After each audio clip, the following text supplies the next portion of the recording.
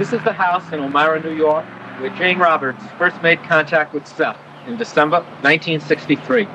From her second-floor apartment, Jane spent countless hours in trance speaking for Seth, as her husband, Robert Butts, patiently transcribed every word. The Seth phenomenon has resulted in numerous books, thousands of pages of unpublished material, and the development of a philosophy that has changed the lives of many of us. I'm Richard Kendall. I was a member of Jane's class for a number of years, an experience one doesn't forget. The tape you are about to see was recorded on June 4th, 1974. It begins with an interview of Jane and Rob conducted by Harold Channer and filmed by Stephen Bell. Following the interview are excerpts from Jane's class filmed later that evening, containing the only visual record we have of Seth speaking through Jane. I was at that class, and little did I imagine that over 12 years later, I'd be introducing this tape. This evening we're coming to you from Elmira, New York, and we are really very, very honored and privileged to be able to be in the living room and the seminar room of one of the very most significant individuals on planet Earth that have had experiences with an altered state of consciousness, Miss Jane Roberts, who, along with her husband, Robert Butts, have been investigating over these past 10-odd years, if I'm correct. I'm not exactly sure, but approximately 10 years. Another state of consciousness than which we are normally accustomed to dealing with. I'd like to welcome you very, very much to the program, and I thank you very much for inviting me here to be able to talk to you. I wonder, perhaps, whoever, I'm not sure which one of you might like to pick up on first, but there will be some people in the audience, believe it or not, although it's a pretty aware audience that watches this program, but there will be some people in the audience who aren't aware of the material, the Seth material. Could you maybe just give us a little bit of a background for the general audience of the means by which, in a general way, you came in kind of consciousness and how it all got started? Bob? This began late in 1963. One evening, Jane was writing poetry after supper, as her usual custom, and she went into an altered state of consciousness that was very unexpected by her. And she had an out-of-body experience. She found her consciousness leaving her body. Mm-hmm. And at the same time, she began to write in sort of an automatic script. Now, this experience lasted for over half an hour. And when Jane returned to her usual state of consciousness, she discovered that she produced this script called The Universe is Idea Construction. This is in one evening? In one evening, after supper. Mm-hmm. I was painting in my studio, and she was sitting out here. And I thought it was awfully quiet out here. Mm-hmm. And so I finally came out to see what she was so quiet about. Yeah. And it was just at the end of this experience. She wasn't even able to use her voice to call me, to tell me what was going on. Good heavens. Had anything like that happened to you before? No, and actually it lasted a lot longer. It was well over an hour. Oh. Wow. Yeah. No, I just, I've been a poet since I was a child, and writing. And the next thing I knew, my consciousness was just gone. And it wasn't in out of body in the respect that I had another body, or thought I did. My consciousness through like the window and then into the leaves and into everything. And it wasn't until I came back that I found this script and realized that, I had to have written it. Yeah. When you came back and you were in, you weren't. There's two separate planes. You weren't aware of the other as you were. I wasn't aware of my body at all, or the manuscript, or writing, or anything. I was completely. What did you think? When I was doing it, or after? Oh, after. We'll get to what you were thinking The first thing I did was call for Ron, and I saw the script, and I started reading it like mad. But the thing of it was that the stuff that was in the script was stuff I had felt while I was out, to some extent, in that the script, again, the title was The Physical Universe as Idea Construction, the idea being that everything is a result of idea, it has consciousness. But when I was out, I would go in atoms and molecules, and I felt their consciousness. But then when I read the script, it was terribly hard to accept portions of it because it pretty much went against what I've been taught. But I mean, just having experienced that, I mean, what was your reaction to? Wow. I had done no reading in this field. I had done nothing. So as far as I knew, this had never happened before to another It wasn't individual. super poem. It was something that wasn't super It poem. was, you know, where did I go? How did I get out of my body? This is fantastic. Then I would presume that on the trail of that, you probably began to. Let's see. Did you begin to investigate this field? Yeah, that's right. Casey, who had had experiences similar, or did you begin to investigate the field then? I was a writer. Okay. And so I had just finished my first science fiction novel, which was a paperback, called The Rebellers, and I was looking for something else to write. And Robbie came up with the idea, joking. He said, "Why don't you do a book? This must have something to do with ESP or something. Right. So why don't you get some books, read up on it, try some experiments, and if they don't work, you can always say that, well, I tried all this stuff, and it just doesn't work. And if it works, well, you know, who knows?" Yeah. So we started out, we got 2 or 3 paperbacks. We found out about Ouija boards and everything. And we borrowed a Ouija board. We didn't even buy one. And after, I forget, once or twice or something, we started to get stuff on the board. And with the psychological knowledge I had then, the first thing I thought of was, well, it's the subconscious.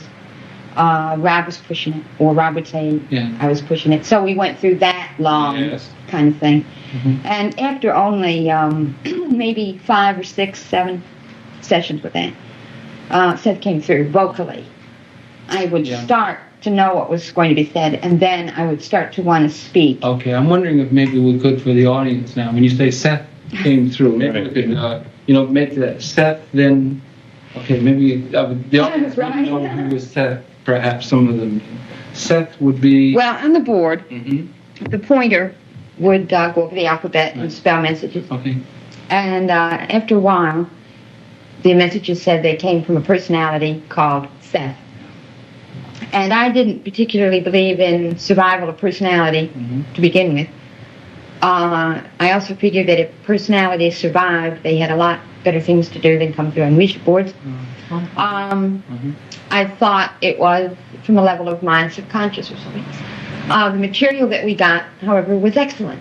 And I was enough of a critical writer myself to know the material was good. Otherwise, I probably wouldn't have continued. If it didn't make sense in a philosophical way, and if and it showed no extravagance in terms of going overboard religiously, it was sound psychologically as far as we could tell.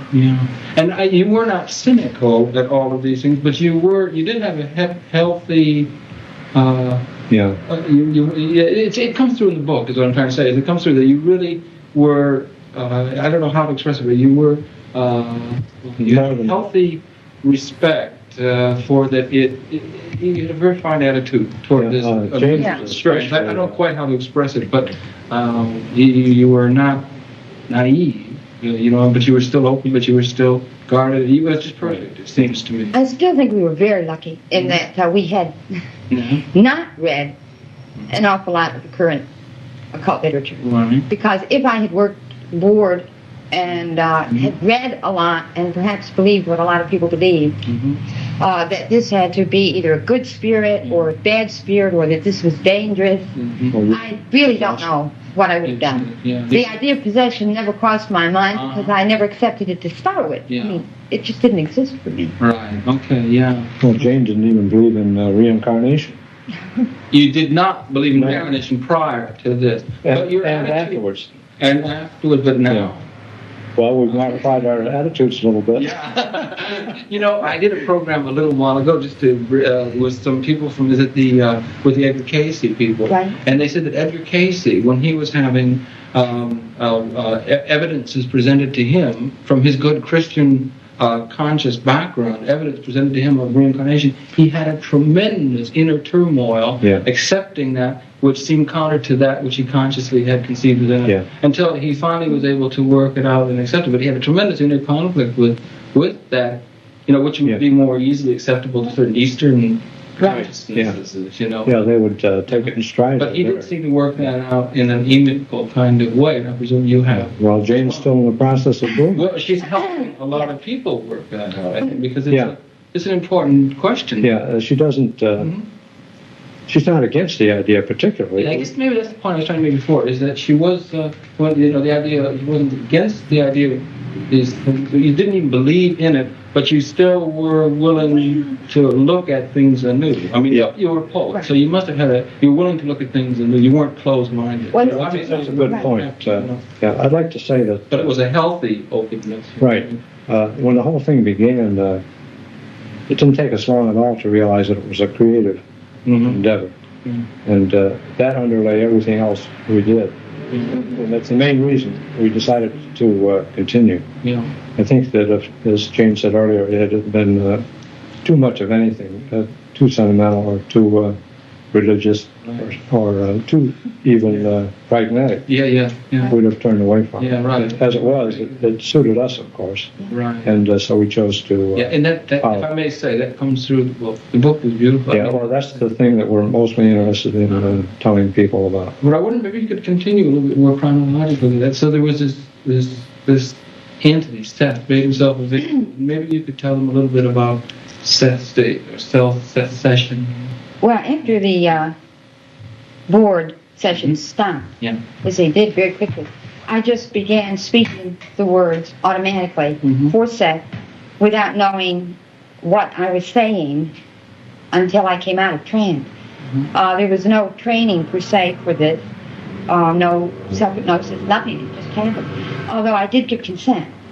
That is, had I not wanted to do it, it wouldn't have happened. But I was so curious. I wanted to know what was happening. In the beginning, I paced the floor constantly in trance. I refused to sit down because I'd read about Casey, and he lay down on a couch, and I thought, no, not for me. I'm not going to, you know, and I figured that if I didn't like what was going on, I could run, which was silly because I was the one that was doing it. And then it took, I don't know, maybe 2 or 3 years before I sat down, before I then would close my eyes. And then there was a period where I closed my eyes and never opened them. And then where all of a sudden I opened them, but I was in a deeper, of course, kind of trance than I had been before that transition. The one point on reincarnation I wanted to mention, though, too, and Seth. A lot covered there. Yeah, go ahead. Okay, was that one of my first short stories was on reincarnation. And I thought as an idea or a concept, it was great. I loved to play around with it. But when this starts happening, when, say, magic becomes real, and all of a sudden you're told, well, you had this kind of life, or you did this, or this is a fact, then I balked. Because it was one thing for me to play around with the concept and think, well, I go for it or I don't, or what. And another to accept it as a definite fact of existence. And also, I don't like, and never have, and Seth doesn't either, the idea of karma, as it's been spoken about so much, or the idea of guilt, where people believe, for example, that they're suffering in this life because of a karma that they have in a past life. I don't believe in that kind of a connection. And also I believe that all time happens at once. So reincarnations have to exist at the same time as this life. And there has to be a constant give and take. All at once. Right. I like the idea, say, simultaneously. I'm sorry. Not at all. That's very interesting. I just hope we're not getting too far. There's a tremendous amount of information contained in what you just said. It's very poetic. It's also complicated. No, but it's also very tremendous economy of language. It's beautiful that you a lot of information contained in there. You do not have a sense of the. You take some exception to karma as it's generally been interpreted through certain of the approaches to understanding of it. consciousness, but there is a time continuum. While things are happening there is an all at onceness to events. There is a certain continuum, or there are past lives or past experiences that people can be aware of and in touch with. Mm-hmm. You have become aware of the past experiences of your own. Am I right in that? To a small degree. No. Yeah. It's not something that we've especially avoided. We have a little information on it, and the rest of the time we've just been too busy. Yeah. And we're also sort of saving that for a...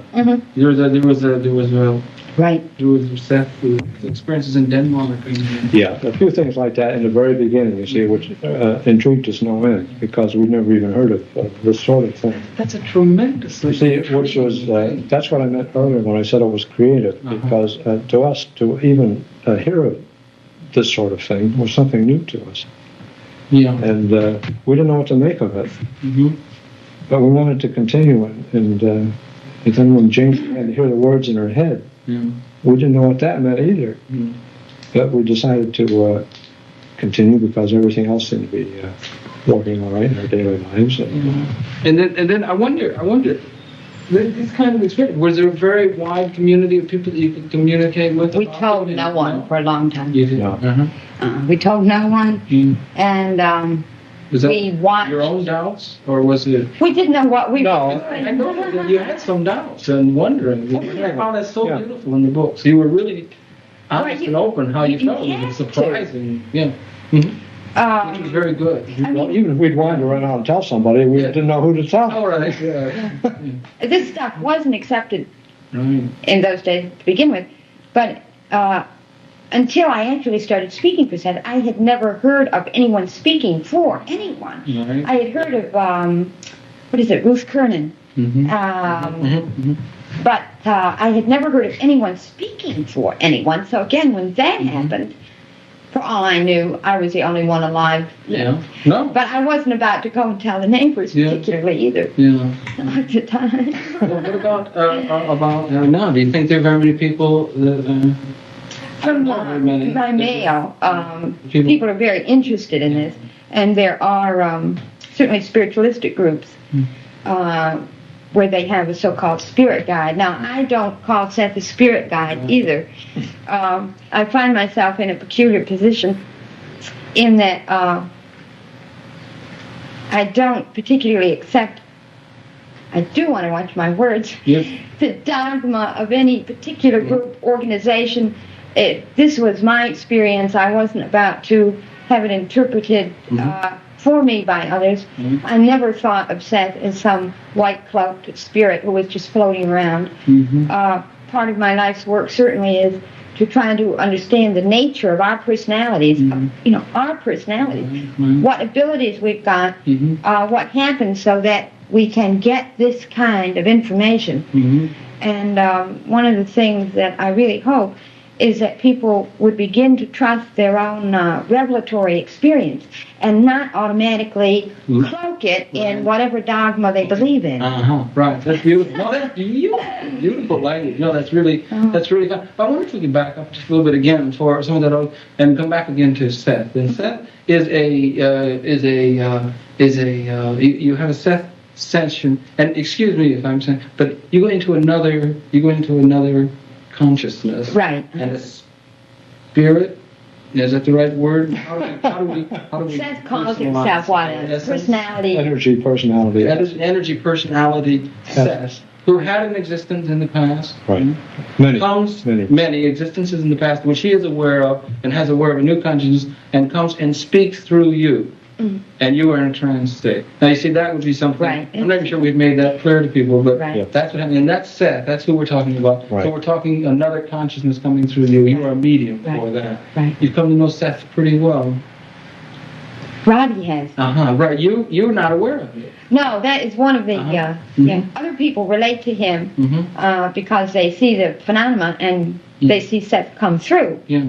Whatever terms you want to use. Where I am not able to relate in that same way. But you have your feelings, your interior experiences are unique.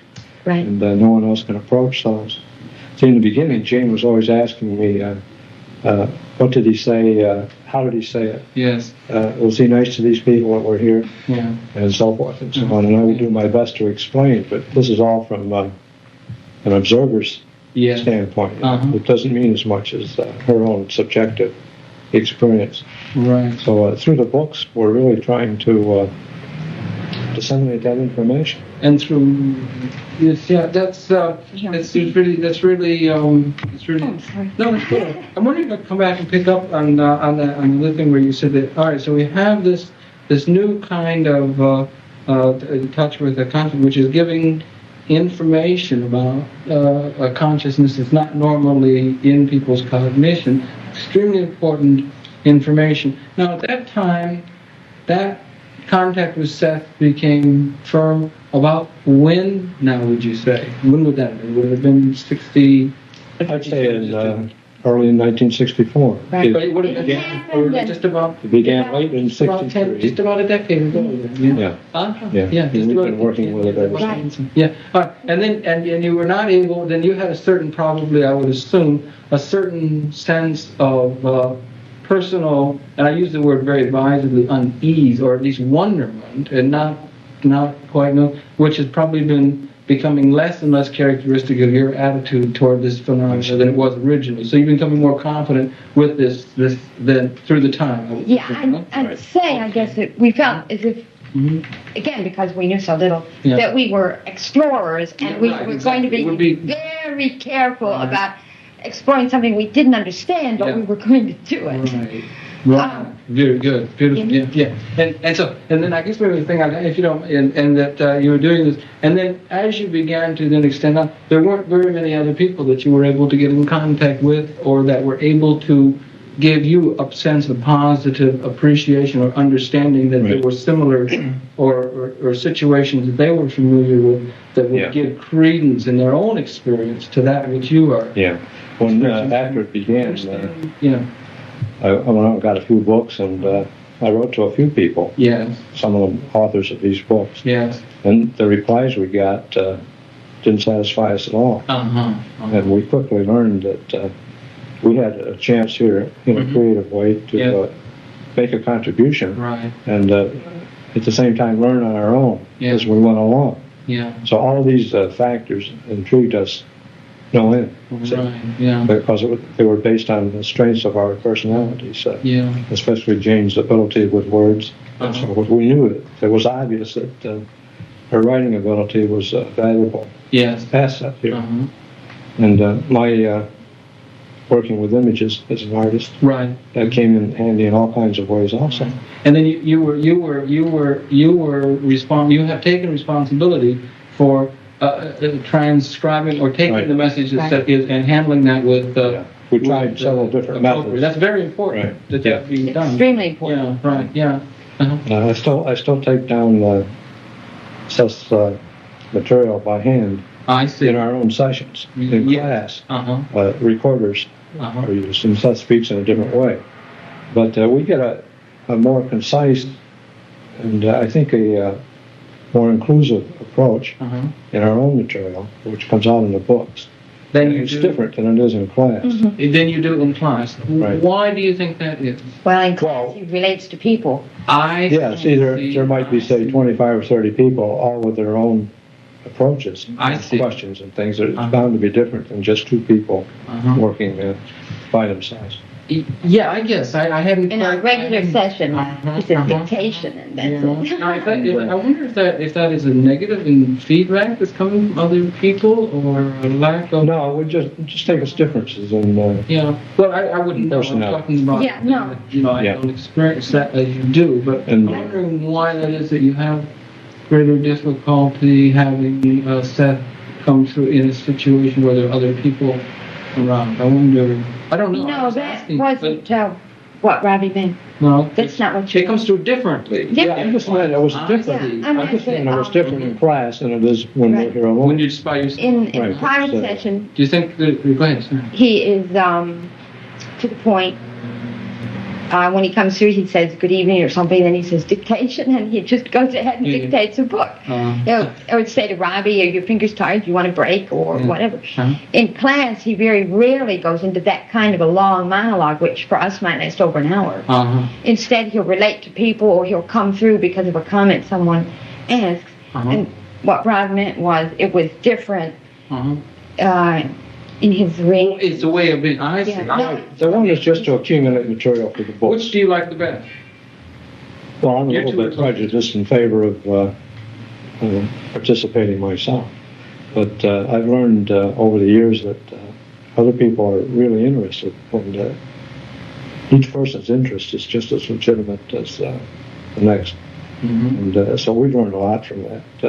We didn't anticipate any such response from others at all. Do you think in the beginning? I'm sorry. Do you think the quality of the responses for the appreciation or understanding? You must have had some responses where you feel people say, you go all the way from just incredulous ignorance, that would be a response, to one of understanding, and then one who could fully, we get close to fully understanding that you do the significance of. Has the quality of the response or the appreciation of the importance of it been increasing? Do you think? I think so. Yeah, but we never had experiences that were distasteful. Oh, good. But we were aware of that. Yeah. When we first began to read up, we discovered that there was such a wide variety of practitioners in the field, and it was almost a ready-made thing for and that sort of. And I'm wondering, have there been experiences similar to this historically that people have had that have been, I would say, negatively painted in the mythologies that we've been forced to live with? I'd say that's probably happened. So that new consciousness. I couldn't. So that new consciousness or contact with it has in very many instances why it's extremely valuable. And in this case, you don't use the word guide. I would tend to think. No, that, I just. Well, you don't use it, but I myself would tend to think that what you're doing is a sort of a guiding. It's important in that sense. Well, that yes. Right. We haven't worked out. But that while it's very important, and conscious, they've very often been seen as people who were.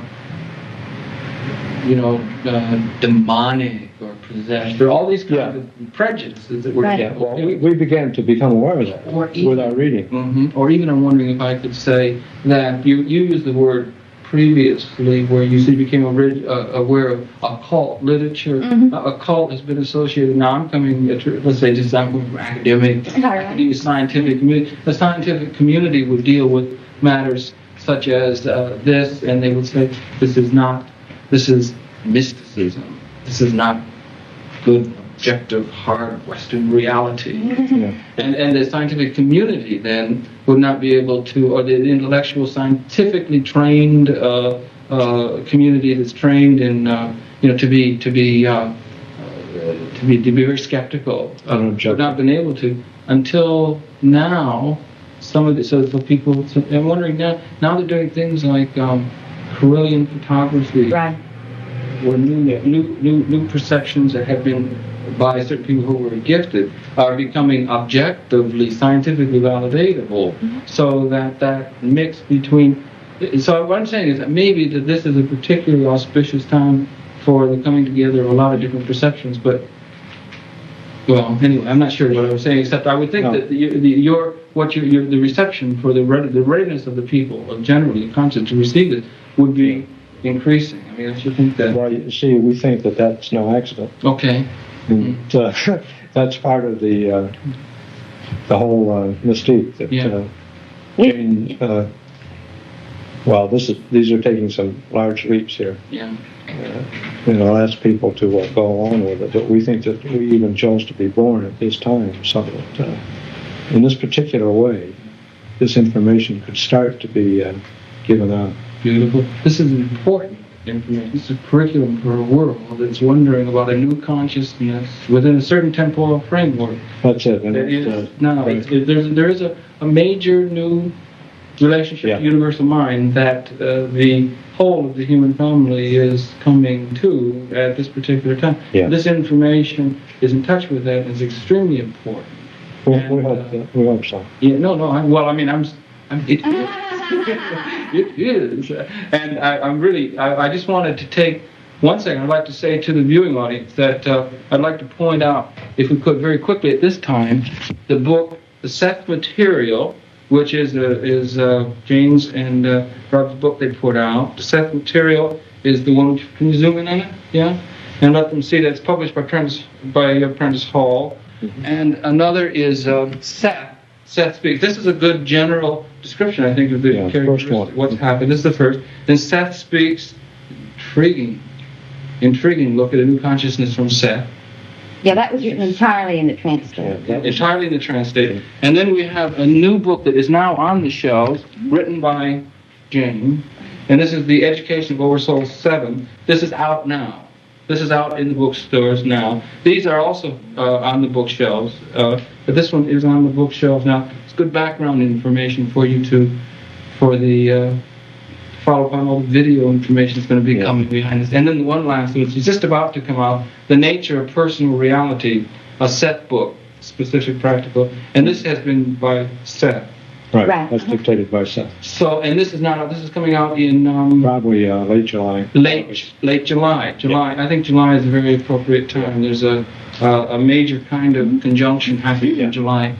So I would like to just, if I could, thank you very much for this brief introduction. Extremely good information, and I would like to inform the viewing audience that Jane and Robin have very, very kindly invited us to be present at a meeting and class in which possibly Seth will come through, and we'll see if we can maybe in the background get some of that for the video audience. A hectic affair. And if that's okay for you and for Seth and for the world, I think the world's waiting and ready for Seth and for Jane. And let me just say thank you very, very much. Thank you. Thank you very much. And well, it was after the Seth Material started, and this whole thing, before I'd realized that people, you might use them or think of them as symbols, or you might, no matter how you relate to them, they have their own fantastic individuality.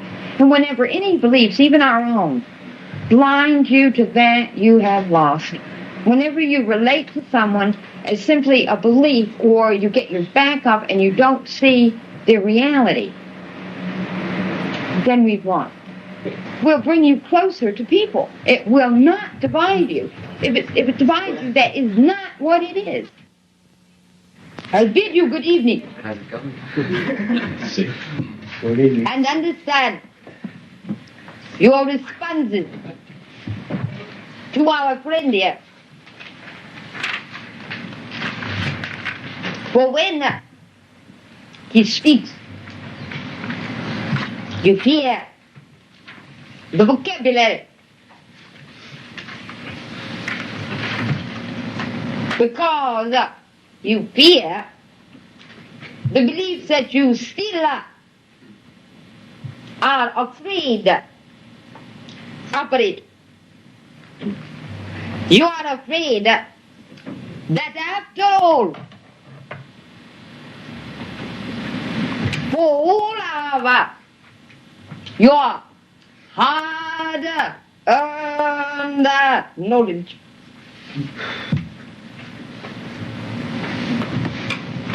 the others are right. You are not sure of your position, and therefore you must defend it with a great vehemence. You sin in our well-meaning and beautiful friend. Those are beliefs against which you yourselves have fought for so long. And you are afraid that in your heart of hearts you do not trust the joyful integrity of your own being. You are afraid that after all the old stories may be correct and there is something wrong in your creaturehood. That that you are, after all, put down because you are human, and that you are, after all, damned because you are what you are, and that no matter what you say or do,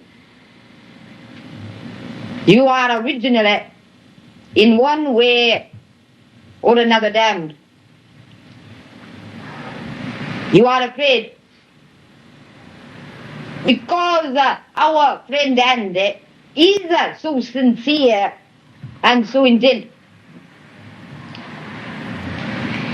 that after all, what he unconsciously feels and what sometimes comes through in his talk is right after all. You must ascend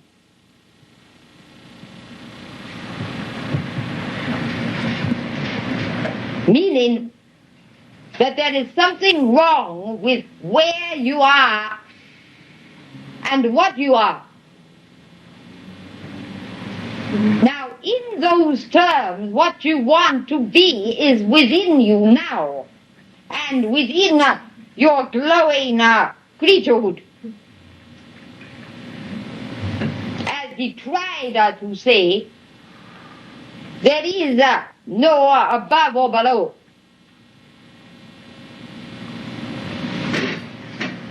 You are blessed because of your being, not damned because of it. As I have told you often, there is a spiritual biology within your being, and it speaks through each of your moments and through your sexual experiences. It speaks when you drink a glass of water, or when you wiggle your foot. There is also a highly biological nature to your spirituality. Your atoms and your molecules and your cells know themselves to be part of all that is.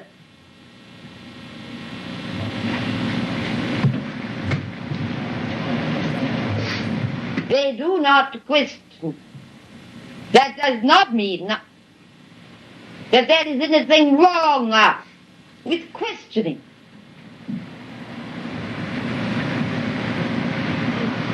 It does mean that I say to you that you are blessed because you are. That your spirituality is known through the glories of your flesh, and that your flesh becomes more spiritual because of its existence through the seasons and its experience with the time that you know and recognize. You form your own reality. I say this to you each week. Yet through your own dream experiences and through the suggestions that I will give you, that I hope that you will follow, you will be able to discover this for yourselves. What I hope to be able to show you the different levels of consciousness in which you dwell.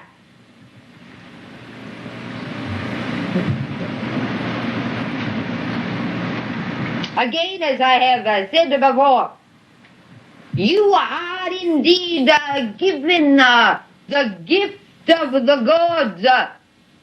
You form your reality. What better gift could be given to you? How then could you imagine that you began this present excursion into this current life already damned, flawed, or forsaken? If each of you would simply listen in the quiet of your own mind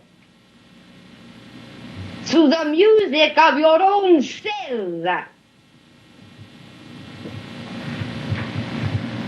you would know that the atoms within you speak with a joyful exultation. Those atoms and molecules, luckily, have not read many of the books that you have read, and they do not read your newspapers. They know that they are blessed because they know if some of you are more serious people will forgive me, and I close my eyes so as not to embarrass you. They know that existence is fun. They realize that fun is good and joyful, and that the gods play. They recognize that through expressing their own reality, they form these atoms and molecules and cells, the reality that you think of as a physical body.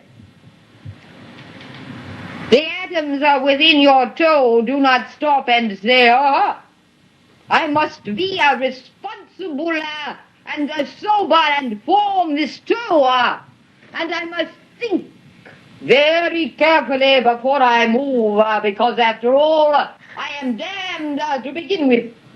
You would have a summer toe. Seth. Now I return you to your class and to yourselves.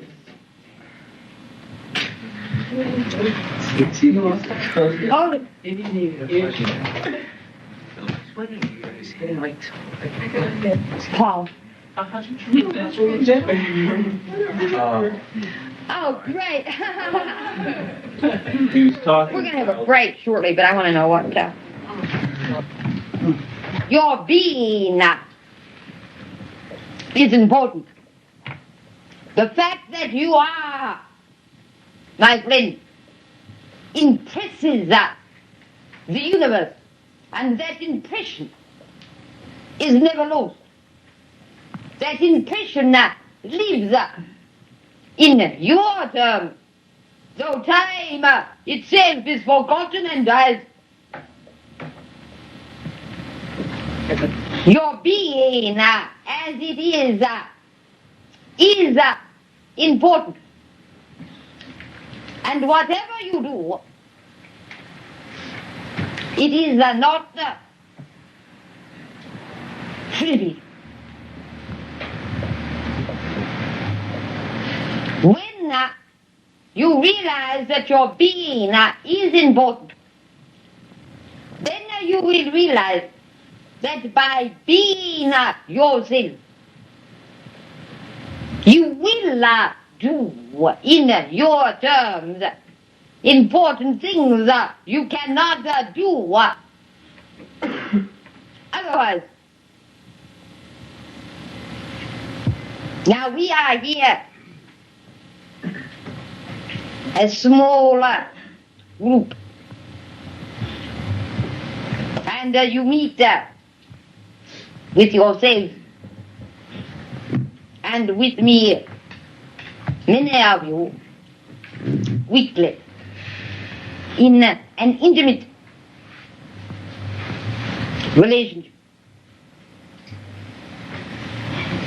There are those who will listen to me speak. And I believe that you are there, audience, though I cannot see you. You are quite invisible to me. You can see the people in this room, and so you believe in their existence, but they cannot see you. And yet they believe in your existence. We then ask you to realize that though we cannot see you, we agree that you exist. I am sure that you do not need our agreement. Nevertheless, we all ask you to realize that when you look in the mirror, you see images of yourself. But you do not perceive the inner self that you know exists. And so each of us here asks each of you to realize that you have an inner identity that you cannot physically perceive, and an inner voice that you do not hear with your ears. Each of us here therefore asks you to admit the validity of your own being, to enjoy the being that you see and feel and touch, and yet to realize that you have still greater vitality and reality. We ask you in the most scandalous manner possible to realize one thing, that you are good, that you are blessed, and that there is nothing wrong with you.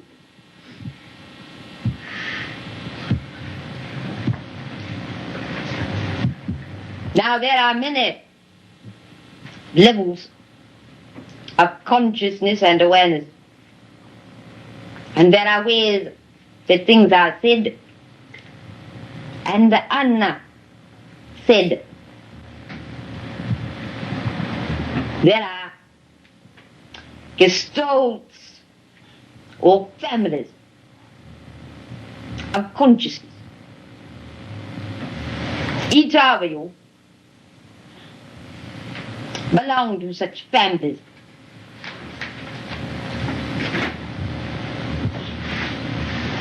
You are yourselves. Yet as you have physical families, you have families of consciousness.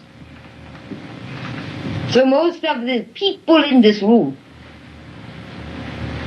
belong to a family called samadhi. And you give the message to yourself, for you are the message. The medium is not the message. You are the message.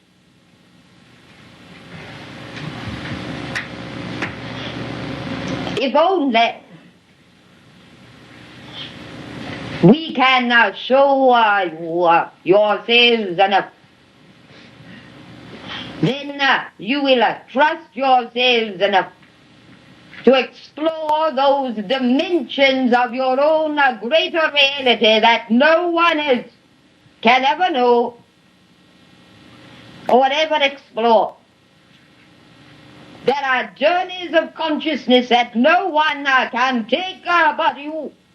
And yet as you take them, you take steps in other terms for others, and you leave marks for your brothers and sisters to follow in their own explorations. Cards that say, I have been here, the place is safe, I leave you a sign of peace.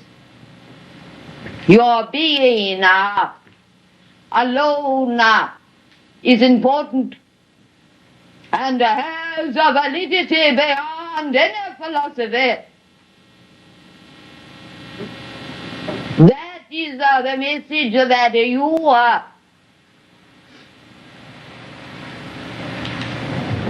trying to give to yourself. You are each trying to rediscover for yourselves in your terms now, after centuries of myths and distortions, the validity of your own beings. I ask you not to trust the validity of my being, which is none of your concern, but to trust the validity of your being, which is very much of your concern. Now, class members here know what I am doing. I ask you then to sense the energy in this voice and know that it is your own joyful vitality. I ask you to feel it and enjoy it as your own. And to those who may view this class, I request that you also feel the energy of your being and know that this voice is but a dim echo of that vitality and validity that is your own. And therefore we leave this esoteric class and return you to the cells that you think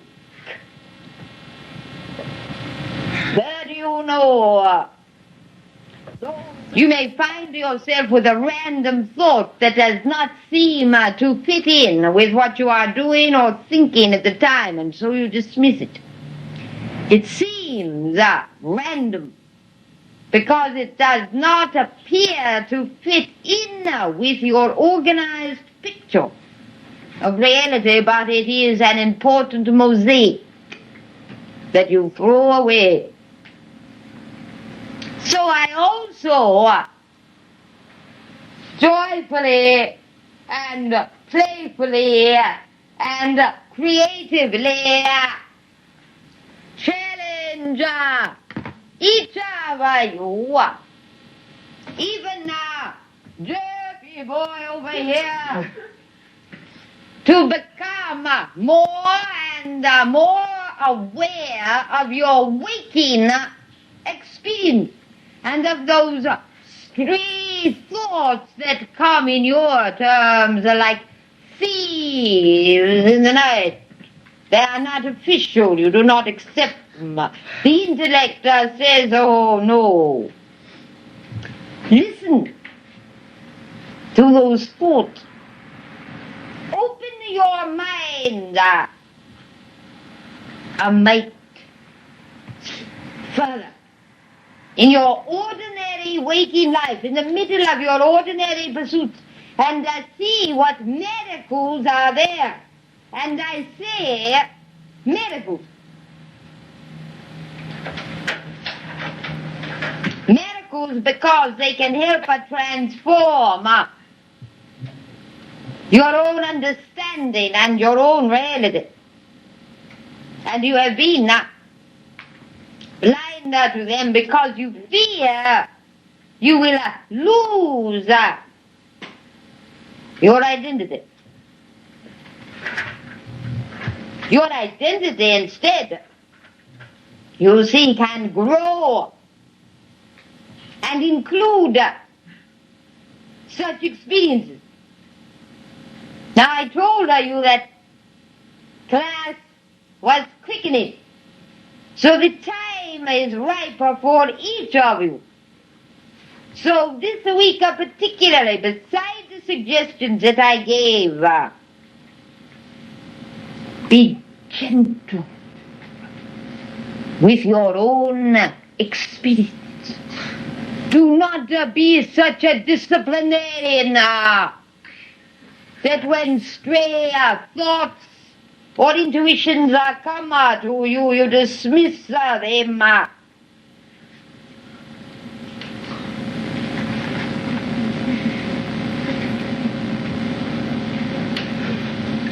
The fields of your own beings are filled with flowers that you do not recognize. You do not stop to look at them or smell their odors. They are not official flowers or official fruit.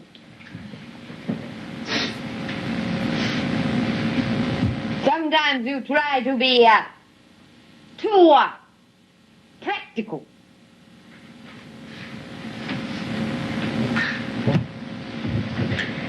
You have lovely eyes. Those eyes do not try to be practical. They see out of the joy of their being.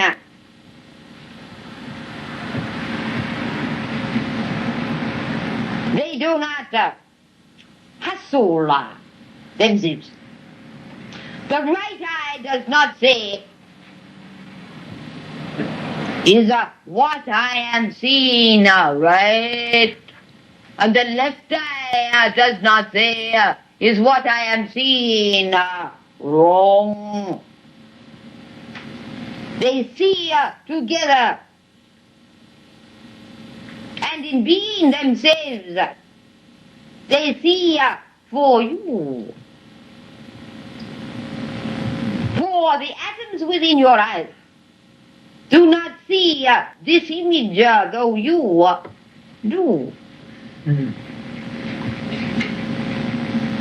You interpret the image, and you see what you see. The eyes vision. The reality of the atoms and molecules that exist within the eye, that vision is far different. And yet there is no disagreement.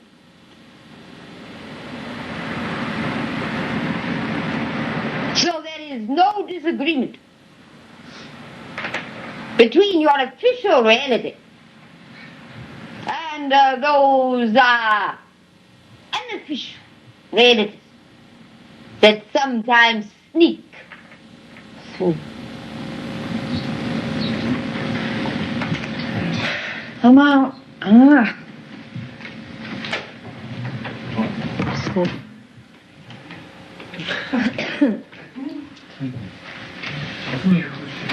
Kim, white. That's all. Right. I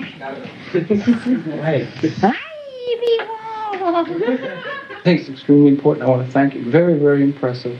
Have you enjoyed it? Yes, I really have. You have. That's I really have. I think class did too. Oh, yeah, the class did. Class has been over now quite some time, but the events that transpired during those years will never really have an ending. And as Seth might have said, in other terms, have yet to begin.